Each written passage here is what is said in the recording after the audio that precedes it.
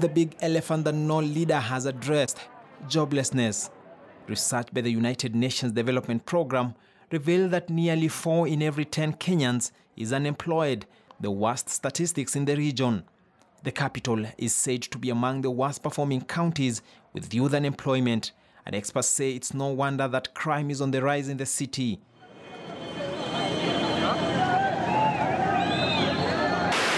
And we go back to our top story. And the rise in crime in Nairobi Central Business District is not only worrying to the residents, but to law enforcement agencies as well. Staying with the spiraling insecurity in Nairobi, residents are calling on... It remains to be seen how the multi-agency operation will restore sanity in Nairobi. The reason why people they don't follow in the flyover, we have some group called 40 Brothers. Those boys, they pretended to be like conductors, but they're not conductors. So as I was walking, just crossing the road there, I just had someone grab me from behind, grab my ears from behind. But it was very fast, I didn't know what happened. So I just felt the pain on my ears. And when I held myself, I realized that my earrings had gone. Oh, I know they are muggers. I've formed an anti-mugging team, which is doing very well. At least like 100 of them are in jail now we are talking.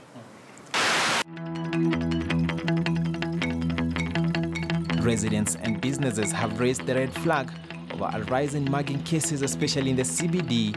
And despite the hotspots having been identified, the vice still goes on unabated.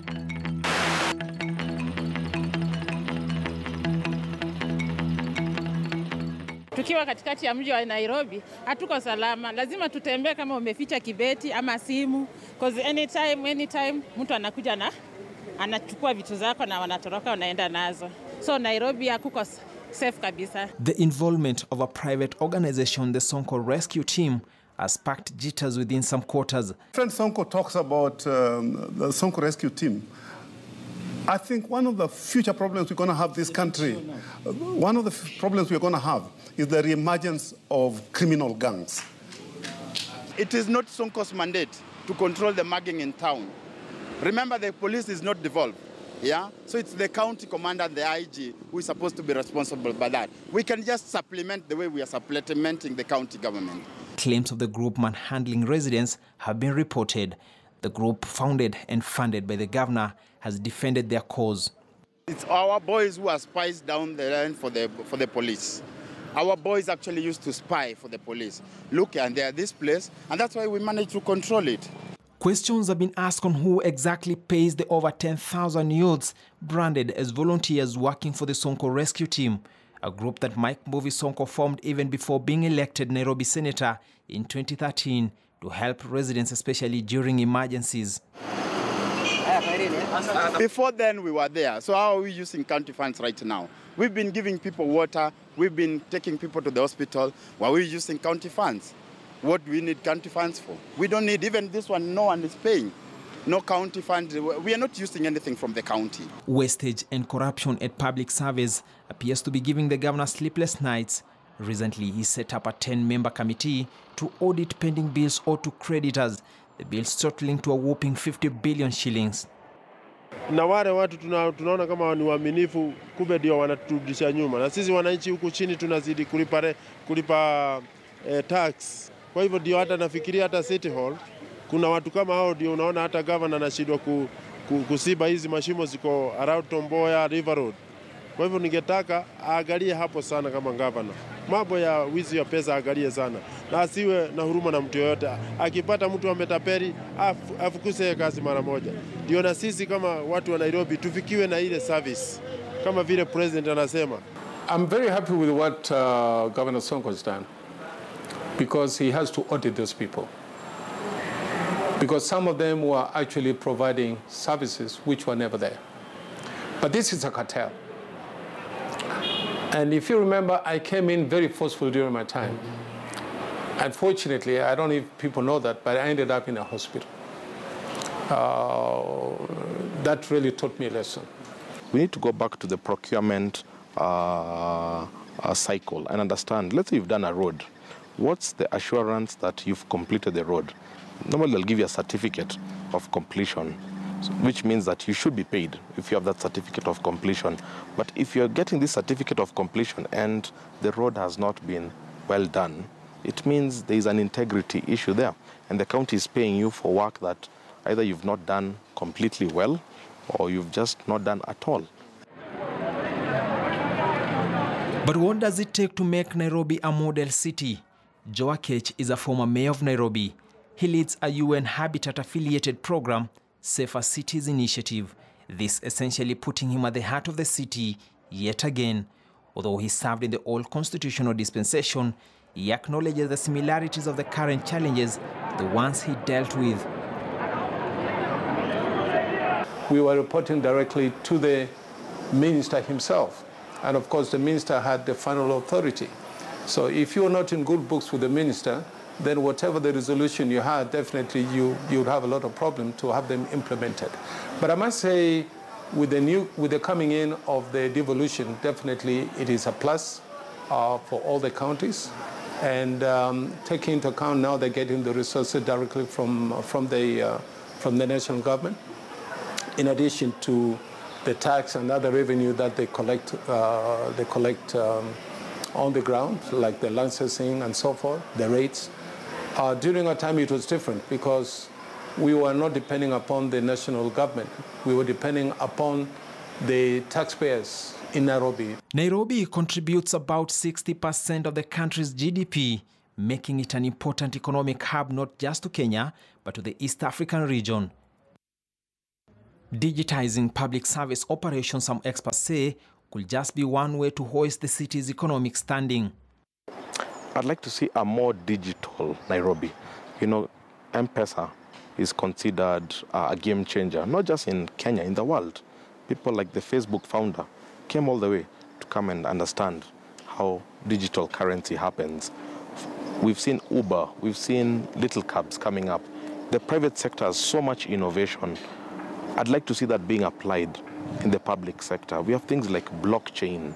We have things like, so many game-changing technologies.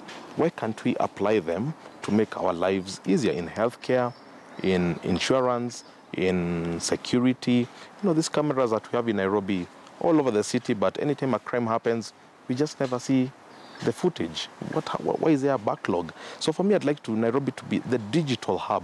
The County Government Act of 2012 stipulates that when a vacancy in the office of the Deputy Governor arises, it will be filled in the manner stipulated under Article 182 of the Constitution. However, the same article mentions only how to replace the governor and not his deputy. It is still not clear whether Sonko will unveil a new deputy or he'll finish the term a lone ranger. Kama tunavyojua, sheria yetu haijatoa haswa zile shughuli za deputy. Kwa hivyo sioni kama anapaswa kuwa na shida. Kama bado ako na waziri wake wa county, bado naona anaweza fanya kazi. Sonko ni mtu wa kupeana. Na huyu deputy wake you cannot know. Unajua huyu deputy wake kule alikuwa mdosi. Hakuwa anafanya chini ya mtu yote. Na vile ako supposed kufanya chini ya Mr. Sonko, ya Honorable Sonko, then wanaweza kudifa. It depends to individual character. The progress is good. On my side, we are not political. So I'm focused to making Nairobi a very good city. So politics will not affect me. Nairobi should expect so much from Governor Sonko. He's a visionary leader, man with integrity, professional, who has a vision, a big vision. Look at our manifesto. Is to fulfill the mandate that we had in that manifesto, to make sure that each and everything, the roads, the water, our hospitals, and everything, even the beautification, garbage collection, all those things are our vision. Even with a cloud of uncertainty hanging in the air, Governor Sonko still shoulders a heavy burden to keep the hopes and aspirations of the people of Nairobi alive and at the same time steer Kenya's most important county into prosperity heaven he pledged to the people. Mimi naona akipewa time hii 5 years he has to be a leader at Nairobi City. He is doing well. Service delivery and public safety, not politics. I don't think we should lose hope because the direction that Sonko is going, even without the deputy governor, which of course he should have in the future, I think he's still doing a lot of good work. I mean, see what he's doing with the motorbike guys. He just had a meeting with the motorbike guys. To me, that's what I'm saying is the best way to meet the wananchi. See what he's doing in the community. See what he's doing in terms of him going around the city of Nairobi trying to see the garbage collection and so forth and so on. So I think the people who should really support him are those people whom he has appointed, the CS, the ministers and the head of various departments, to make sure that something's done. My advice to him will be, let him come up with a development committee to oversee some of the development, because he cannot be everywhere, and this year cannot be everywhere. During my time, I had advisory committee. Those were the people. I had Manu Chandaria, I had Chris Kirubi, I had so many people who would sit down with me on a monthly basis and said, hey, we have a problem this side. We had a problem this side. So I'll send my people to see what that problem was, getting the information from a development committee. We have about 116 revenue sources for Nairobi County. I hear only less than half of them are automated. So let's automate them. It cannot be a 100-day strategy, but what I say is, can we every 3 months communicate the progress made? Because it's all about communication. Every time there's a lack of communication, you breed suspicion, you breed speculation, you breed other things. So for me, actually, it's on the spokesman of the county government to consistently educate Kenyans really on what progress Nairobi County is making, and the next 3 months, what will be the priorities? Almost like the way they do it in the corporate world, where they have quarterly reports, quarterly meetings. That gives people confidence that, yes, I can hold these people accountable. Right now, I've not seen any of the 47 governors sort of having that kind of very structured approach to management. And that's what we really need in this country. But will he be the man who changes Nairobi, or the governor that plunges the capital further into decline? To his critics, this is already a false start for Governor Mike Mbovi Sonko. But to his admirers, the journey to unlocking the county's economic potential has just begun. That's all we had for you on Behind the Headlines. Thanks for watching.